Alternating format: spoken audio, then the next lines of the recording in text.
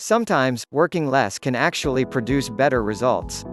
Consider a small business owner who works non-stop. Working hard won't help him compete with his corporate competitors. That's because time is a limited commodity. An entrepreneur could work 24 hours a day, 7 days a week, but his or her competitor can always spend more money, assemble a team and spend a lot more collective man-hours on the same project.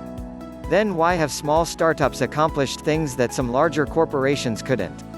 Facebook bought Instagram, a company with 13 employees at the time, for $1 billion. Snapchat, a startup with 30 employees, was turning down offers from Facebook and Google.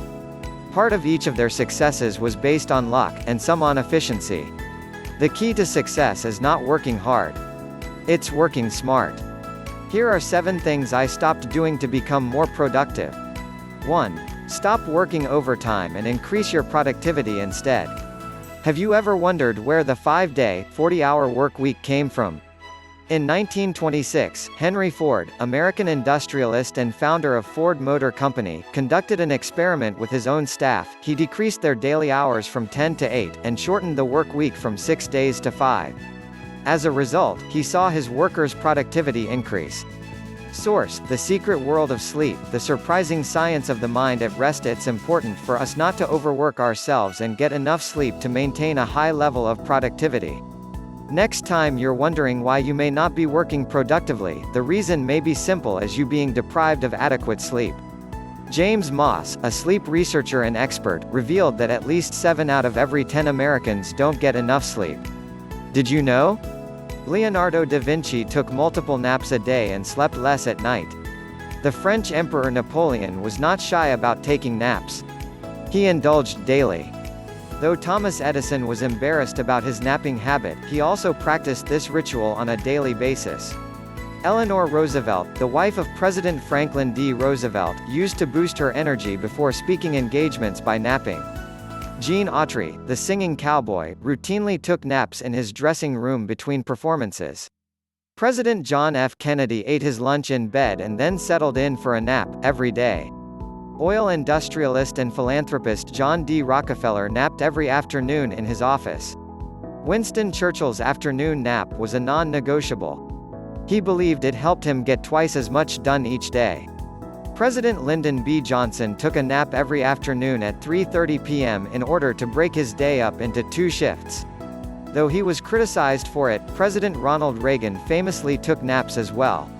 On a personal note, since I started getting at least 7 to 8 hours of sleep each night, I've noticed a change. I became a lot more productive and got a lot more work done in comparison to when I worked 16 hours a day. Who knew sleeping was such a great tool for marketers? 2. Don't say yes too often. According to the Pareto principle, 20% of the effort produces 80% of the results. However, 20% of the results consumes 80% of the effort. Instead of working harder, we should focus primarily on the efforts that produce the majority of the results and forego the rest. That way, we have more time to focus on the most important tasks. Stop saying yes to tasks that yield little or no result. The difference between successful people and very successful people is that very successful people say no to almost everything. Warren Buffett. So what should you say yes to? And when should you say no? If you can't figure out if something is going to be worth your time, consider running a simple split test. Consider tracking everything you do, and the time it takes to complete each task, and the results.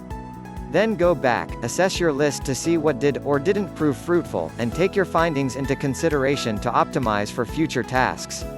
Most of us say yes more often than we should, for a variety of reasons, including guilt and overstretching ourselves, but also because it is so much easier than saying no. Nobody wants to be the bad guy. The students who told themselves, "I can't eat X," chose to eat the chocolate candy bar 61% of the time. Meanwhile, the students who told themselves, "I don't eat X," chose to eat the chocolate candy bars only 36% of the time. This simple change in terminology significantly improved the odds that each person would make a more healthy food choice.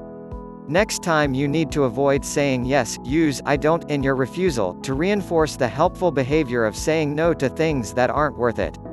Another great trick is to avoid activities that don't add enough value to your life, as the 20-second rule. For activities you shouldn't be engaging in, or negative habits you want to break, add an element of difficulty, adding on a 20-second roadblock, so to speak, to you starting that activity. For example, if you're trying to lessen your use of social media, delete the tempting apps from your phone, so that it takes you another 20 seconds to find your laptop to access them. By adding in an inconvenience, you'll be less likely to engage with that draining activity or habit. Lower the activation energy for habits you want to adopt and raise it for habits you want to avoid. The more we can lower or even eliminate the activation energy for our desired actions, the more we enhance our ability to jump-start positive change. 3. Stop doing everything yourself and start letting people help you. At some point in my career, I was managing a very large community and couldn't handle it all myself. I burned out, and the community ended up taking over and managing itself. Surprisingly, members did a better job than I could have ever done on my own. I learned the power of community and why brands need user-generated content. Consumers understand what they want and how they want it better than any marketer does. Did you know that, according to Octoly, user-generated videos are viewed 10 times more than brand-generated videos on YouTube? When seeking information about a particular brand, over half, 51%, of Americans trust user-generated content more than what's on the brand's official website, 16%, or media coverage on the brand, 14%.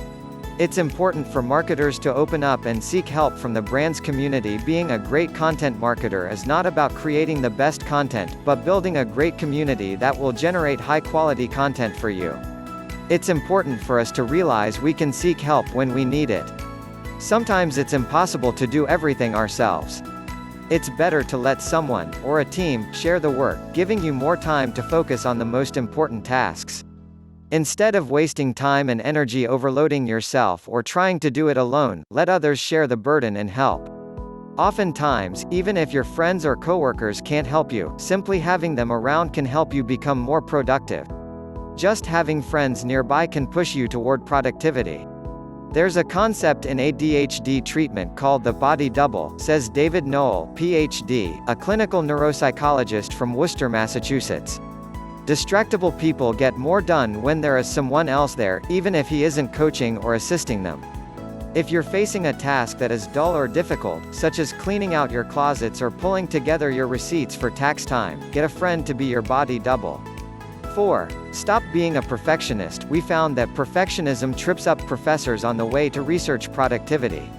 The more perfectionistic the professor, the less productive they are. Dr. Simon Sherry, a psychology professor at Dalhousie University who conducted a study on perfectionism and productivity, told University Affairs. Dr. Sherry found a robust correlation between increased perfectionism and decreased productivity. Here are some problems associated with being a perfectionist. They spend more time than required on a task. They procrastinate and wait for the perfect moment. In business, if it is the perfect moment, you are too late. They miss the big picture while focusing too much on the small things. Marketers often wait for the perfect moment. In doing so, they end up missing it. The perfect moment is now.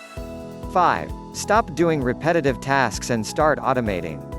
According to a research study conducted by Tethy Solutions, a team of 5 people who spent 3%, 20%, 25%, 30% and 70% of their time on repetitive tasks, respectively, reduced their time spent to 3%, 10%, 15%, 15% and 10% after 2 months of working to enhance their productivity.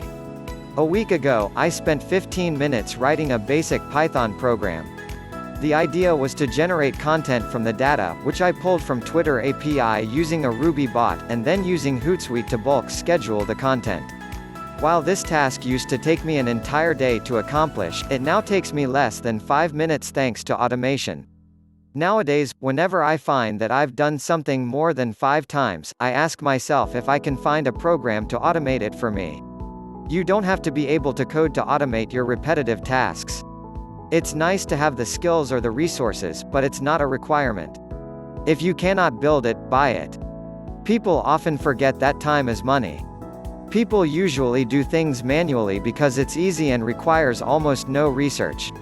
It's manageable to moderate 30 images on Instagram for your user-generated campaign. But if you have to manage 30,000 photos and videos from 5 different platforms, you need a good digital asset management software.